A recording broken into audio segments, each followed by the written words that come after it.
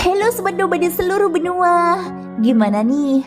Udah siap belum dengerin kelanjutan cerita BTTH Benua Abadi versi novelnya? Sebelum Mimin melanjutkan, Mimin ucapin terima kasih banyak atas support dan kesetiaannya sampai sejauh ini. So, jangan lupa tekan tombol loncengnya, atur posisi, pejamkan mata, dan let's go. Mari kita masuk ke ilusi seni radionya. Halo Sobat Noba, melanjutkan cerita dari episode sebelumnya ya.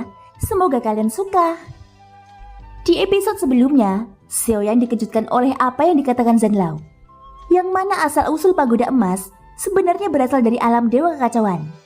Xiaoyan mengingat kembali ketika dia pertama kali datang ke alam dewa kekacauan. Pada saat itu ratusan tokoh biru sedang menghadap raja. Raja alam dewa kekacauan sangat marah, seolah-olah dia sedang mencari sesuatu yang tidak pernah ketemu. Setelah merenung untuk waktu yang lama, Xiaoyan mengangkat kepalanya menatap Zanlao di depannya. Dia berkata, "Sentua, mungkinkah yang dicari raja dari alam dewa kekacauan adalah pagoda emas ini?" Tanya Xiaoyan dengan ragu. Mungkin hanya Zanlao yang bisa menjawabnya. "Benar," ucap Zanlao. Saat kata ini jatuh ke telinga Xiaoyan, itu seperti ledakan guntur yang menggelegar.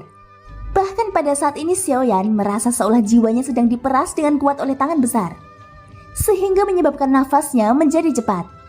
Jantungnya berdetak kencang, bukan karena Xiaoyan ketakutan. Sebaliknya itu mengingatkannya pada perasaan yang dia rasakan saat melihat raja di alam dewa kekacauan. Perasaan tercekik yang begitu kuat kembali muncul di hati Xiaoyan. Xiaoyan menarik nafas dalam-dalam dan dengan paksa menenangkan dirinya. Jadi penyebab kemarahan sang raja karena dia tidak dapat menemukan pagoda ini.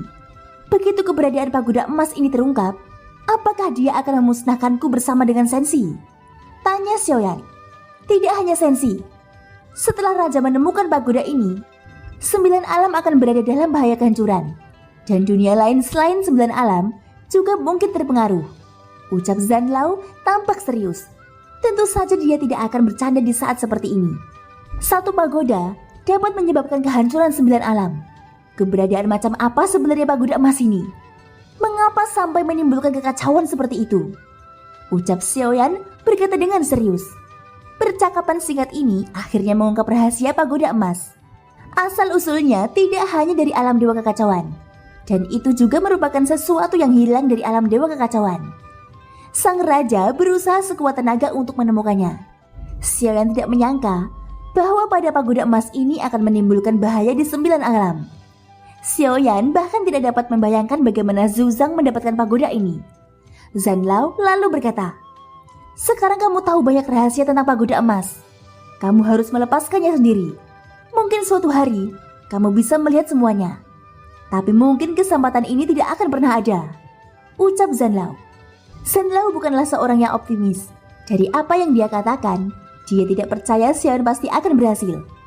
Jadi alasan mengapa Zhu Zhang bereinkarnasi itu bukan karena berurusan dengan Taisu. Gumam Xiaoyan. Taisu bukanlah apa-apa, ucap Zanlao menjawab dengan lembut. Mungkinkah tujuan Zhu Zhang yang sebenarnya dia sedang berhadapan dengan raja? Ucap Xiaoyan. Saat Xiaoyan mengatakan ini, seluruh tubuhnya terguncang lagi. Keterkejutannya saat ini tidak bisa diungkapkan dengan kata-kata. Saat misteri di hatinya tiba-tiba terpecahkan, sulit baginya untuk menerimanya. Baru pada saat inilah Xiaoyan memahami mengapa Zanlao tidak pernah menyebutkannya di masa lalu. Mulai dari zaman ketika Xiaoyan menghadapi aliansi abadi, Zanlao tidak pernah mengatakan asal-usul pagoda emas. Pada saat itu, Xiaoyan tidak mengetahui alam dewa kekacauan. Jadi bahkan jika Zanlao memberitahunya, dia tetap tidak akan bisa mengerti. Sebaliknya hal itu akan membuat Xiaoyan merasakan lapisan belenggu di hatinya. Oleh karena menyembunyikannya bukanlah tanpa alasan. Mungkin karena reinkarnasi Zhu Zhang dan Sisun, bukan karena keracunan, tapi ada sesuatu yang tersembunyi di dalamnya, ucap Xiaoyan. Saat ini semua pengetahuan sebelumnya seperti terbalik lagi. Semuanya tidak seperti yang dipikirkan. Zhu Zhang dan Sisun memiliki rencana yang lebih besar dari yang dia kira. Di permukaan, permainan catur ini sepertinya sedang melawan Taisu. Tapi ternyata hal ini bukanlah kasusnya. Sebaliknya mereka bermain catur dengan alam dewa kekacauan. Sekarang Xiaoyan telah melakukan kontak dengan alam dewa kekacauan. Zanlao harus memberitahunya kebenaran tentang pagoda emas. Kalau tidak, Jika ada hal tidak sengaja mengeksposnya, maka semuanya akan sia-sia. Xiaoyan mengetahui asal mula pagoda emas, tapi dia masih belum tahu apa fungsi sebenarnya, sehingga bahkan mempengaruhi keselamatan 9 alam. Namun tujuan pagoda emas ini tidak penting saat ini. Tidak peduli apa tujuan pagoda emas, yang harus dia lakukan hanyalah melindungi pagoda emas agar tidak terekspos. Keberadaan pagoda emas menimbulkan bencana besar.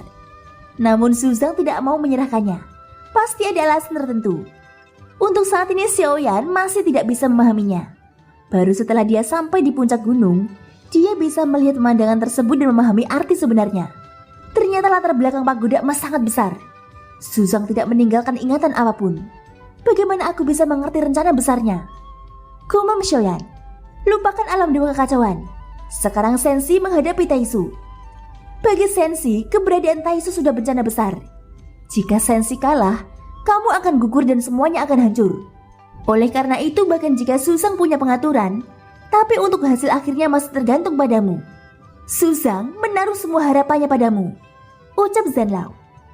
Xiaoyan tiba-tiba tersenyum pahit. Suzang bahkan tidak bisa melakukan semuanya dengan baik. Bagaimana aku bisa mengubah akhir cerita ini? Ucap Xiaoyan berkata dengan wajah muram. Angkat saja kepalamu dan teruslah berjalan. Terkadang terlalu banyak berpikir bukanlah hal yang baik. Ucap Zanlao memandang Xiaoyan yang khawatir. Dia tersenyum tenang meskipun situasinya sangat berat. Kata-kata Zanlao tampak sederhana, tapi hal itu tiba-tiba menarik Xiaoyan keluar dari kesedihannya. Suzang tidak meninggalkan ingatan apapun. Mungkin alasannya adalah agar dia tidak bertanya tentang kesulitan jalan di depannya. Dengan terus berjalan, mungkin itulah jalan keluar sebenarnya. Xiaoyan tersenyum. Dia sekali lagi menangkupkan tinjunya kepada Zanlao. Kata-kata terakhir Zanlao adalah membiarkan Xiaoyan menjadi dirinya sendiri. Semuanya akan dimulai pada saat ini. Setelah percakapan dengan Zanlao berakhir, Xiaoyan mengembalikan cangkul hitam ke dalam rumah gubuk. Dan pada saat ini, sebuah suara panggilan dari dunia luar tiba-tiba muncul di benaknya. Senior, apakah Anda mendengarku? Ucap Lingbao. Xiaoyan tiba-tiba membuka matanya. Jiwanya segera terpisah dari pagoda emas. Mengapa kamu kembali? Apakah penguasa istana Chen sudah bangkit? Tanya Xiaoyan. Thank you guys, sudah mendengarkan ceritaku di episode kali ini sampai akhir. Ikutin terus kelanjutan episode berikutnya ya. Semoga hari kalian menyenangkan. Sampai jumpa dan bye-bye.